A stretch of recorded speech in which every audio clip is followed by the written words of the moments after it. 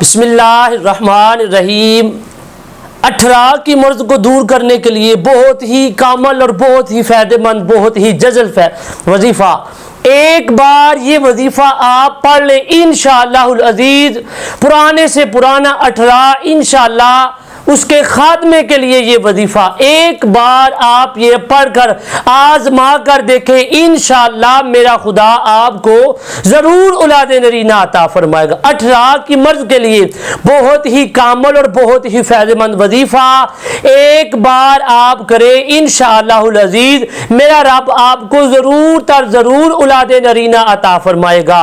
یہ وظیفہ کوئی مشکل نہیں، کوئی رات کو تہجد کے وقت اٹھ کے پڑھنے والا نہیں۔ اس وظیفے کو پڑھنے کے لیے وقت کی کوئی بندش نہیں، آپ صبح کو پڑھ لیں، رات کو پڑھ لیں، دوپہر کو پڑھ لیں، شام کو پڑھ لیں، جب مرضی پڑھ لیں، لیکن وظیفہ پڑھنے کے لیے آپ کا باوضو ہونا ضروری ہے اور نماز کی پابندی کرنا ضروری ہے۔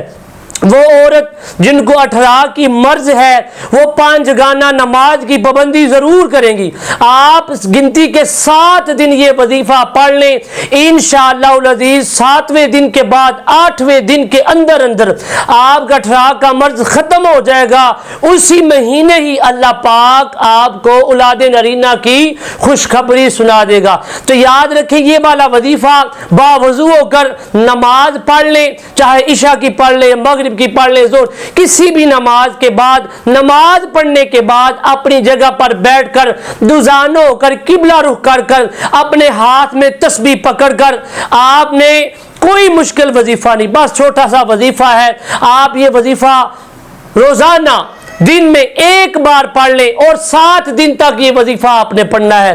آپ پڑھیں انشاءاللہ میرا رب آپ کو اولاد نرینہ سے ضرور نوازے گا۔ تو وظیفہ سنیں، آپ نے ہاتھ میں تسبیح لے لینی ہے 133 مرتبہ، 133 مرتبہ آپ نے سورہ کوثر پڑھنی ہے۔ 133 مرتبہ سورہ کوثر، سورہ کوثر پڑھنے سے پہلے 3 مرتبہ درود پاک پہلے، 3 مرتبہ درود پاک بعد میں پڑھنا ہے۔ 333 مرتبہ سورہ کوثر قرآن پاک کے 30ویں سپارے میں موجود ہے، اِنَّا أَعْطَيْنَاكَ الْكَوْثَرَ۔ یہ والی سورت آپ 133 مرتبہ پڑھ کر کسی پانی کے گلاس پر یا کسی میٹھی چیز پہ دم کر کے آپ کھا لیں انشاءاللہ العزیز، میرا رب آپ سے 18 کی مرض کو دور کر دے گا۔ جزاک اللہ الخیرہ۔